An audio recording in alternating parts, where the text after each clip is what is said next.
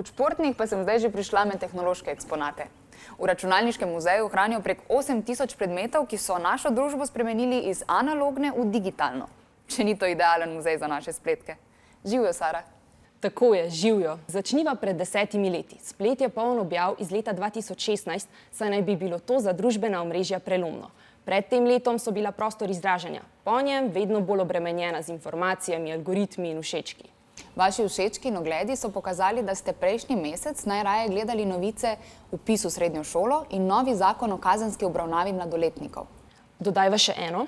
Naslednji teden je dan varne rabe interneta in letos se osredotoča na izzive in tveganja mladih pri spletnem nakupovanju.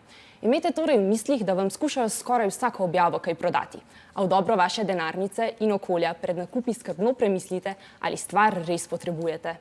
Pa bodite previdni pri spletnem plačevanju. Vsaj tako, kot morajo biti vaši starši, ko objavljajo vaše fotografije in posnetke na svojih spletnih omrežjih. Ja, o sharentingu sem ta teden spraševala učence osnovne šole Maksa Pečarja.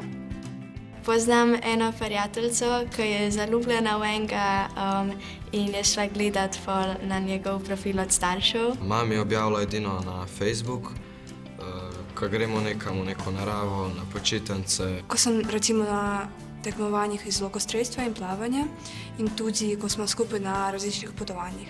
Nočem, da so moje slike povsod in hočem vsem imeti tudi svoje življenje, da ne bi kdo to videl in da se napol ne bi kakšni fantje ali pa pač kdo kaj zafrkal. Nujni starši njenih fotografij sicer ne objavljajo. Obstajajo pa družine, kjer delijo zelo veliko.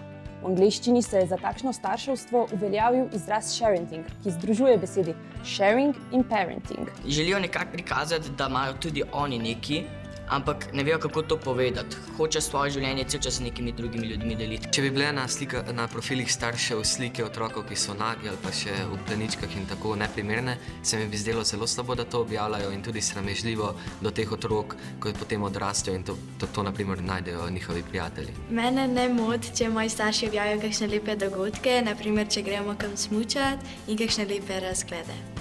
Mene bi pa motil, če bi objavili kakršne koli moje sramotne ali pa smešne dogodke, ali pa če bi v šoli dobila kakšno slabo oceno. Starši imajo seveda pravico objavljati vtise svojih otrok, a tudi vaša pravica je, da imate o tem lastno mnenje. Trenutno lahko zahtevajo izbris vsebin s spleta otroci starejši od 15 let, mlajši pa samo s pomočjo starša ali skrbnika, kar je težava, če te moti objava starša.